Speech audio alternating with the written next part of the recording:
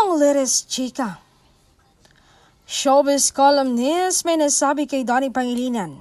Nag-iba na raw ang isang Donnie Pangilinan dahil kay Belle. Kung dati kay Kisses de la Vin, pag tinatanong mo siya kung sila na ba, ang bilis-bilis sumagot ng hindi.